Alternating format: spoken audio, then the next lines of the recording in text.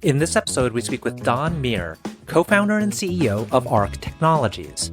Founded in 2021, Arc provides a better way for software startups to raise capital without incurring costly dilution and risky debt.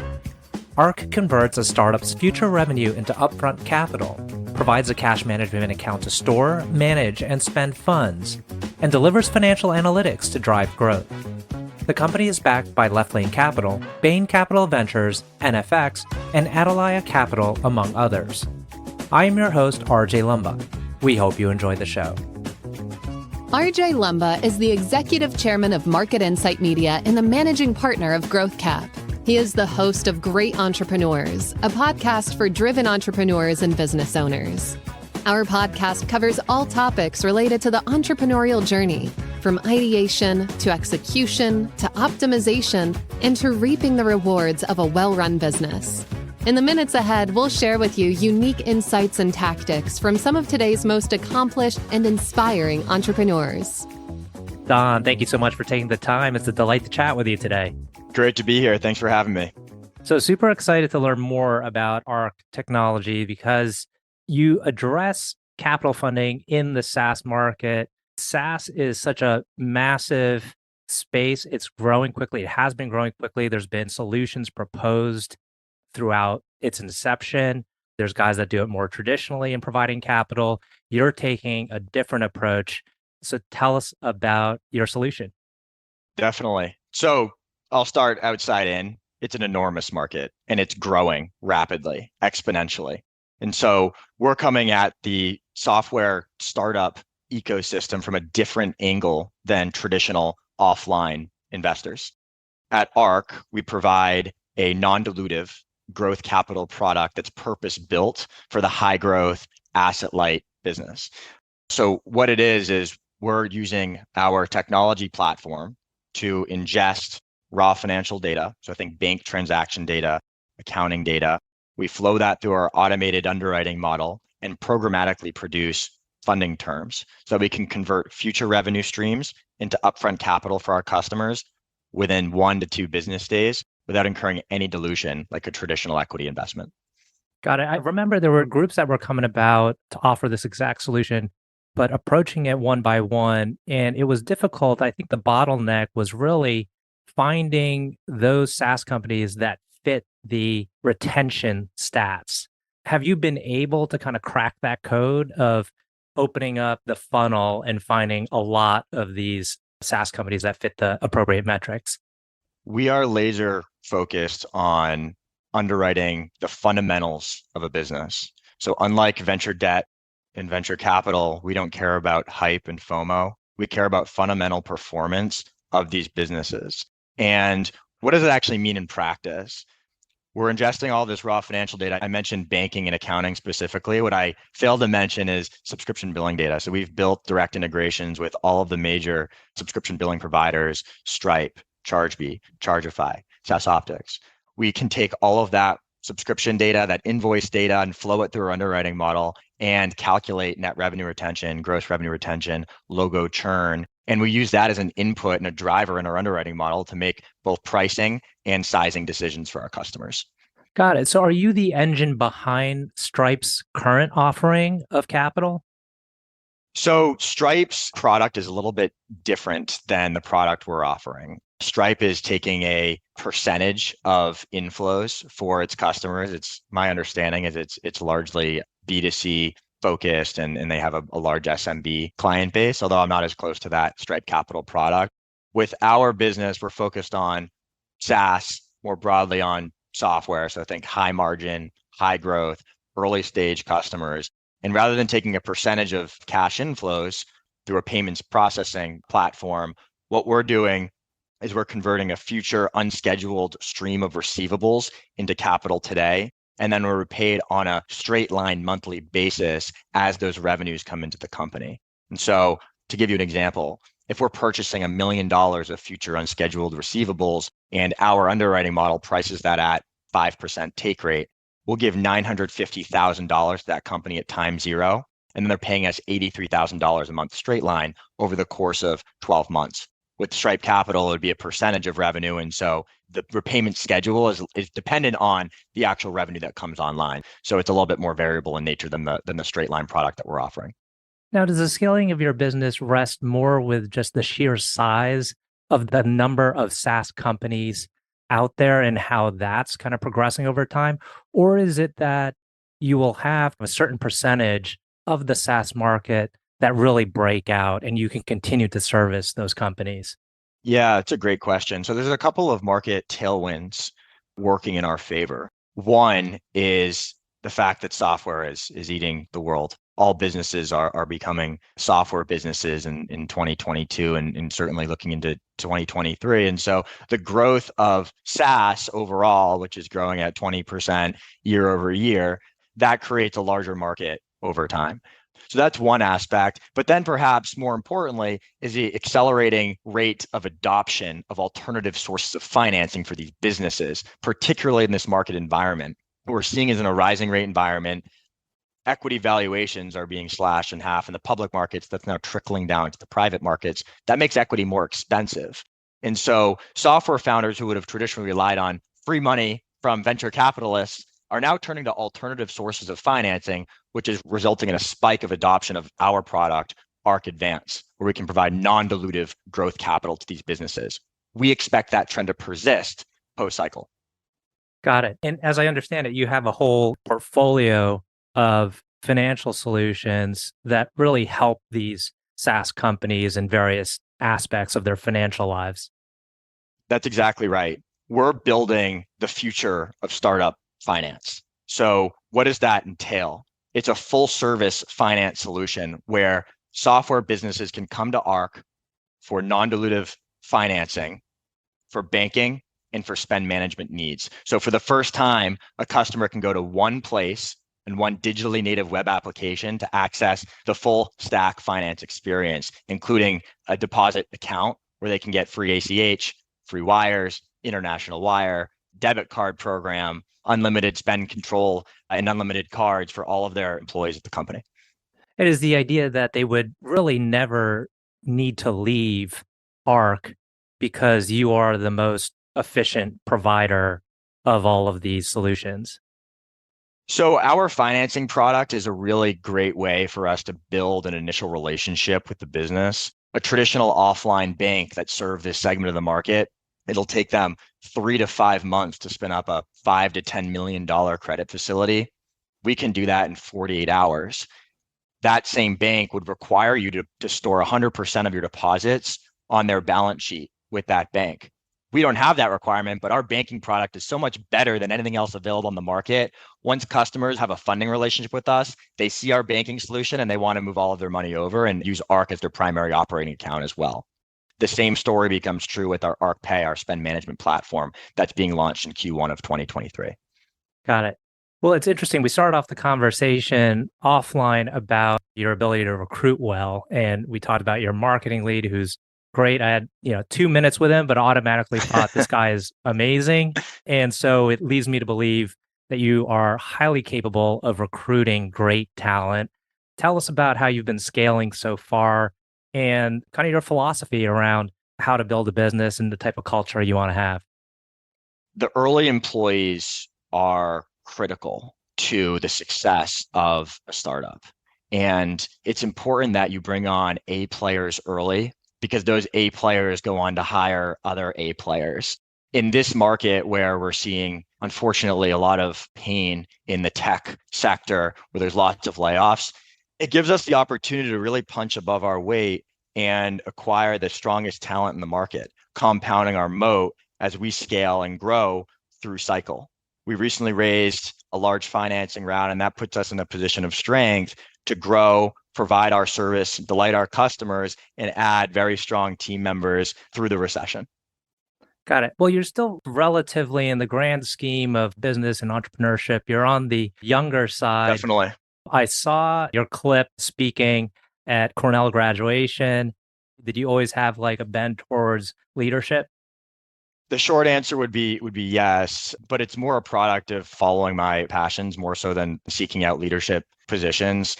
I was president of my class at Cornell because I wanted to make a difference at Cornell. And I used that platform to build a 501c3 that now has hundreds of members by pulling in other leaders from the Cornell community and bringing them under one roof to actually impact change and drive impact on campus. Similarly, here at ARC, as a founder and CEO of the business, it's the best position for me because I can go out and find the strongest talent to join the team and ultimately lean on them to help us build. And so what I try to do is surround myself with people that are smarter than me, who can ultimately help us build the mission and serve our customers and ultimately transform an industry that's been dominated by legacy offline financial institutions that are underserving this high growth early stage segment of the market. One might look at your background and say things probably come pretty easily to Don. What has been the most challenging aspect to starting and growing the business? Nothing about this path has been easy. What I'd say is pursuing entrepreneurship is certainly not for everyone. You need to have an incredible amount of persistence and resilience. I've been rejected a million times throughout my journey. Starting out in finance, for my first interview with Goldman Sachs when I was a junior at Cornell, and I got through the final rounds and didn't make the cut. And that was devastating for me at the time.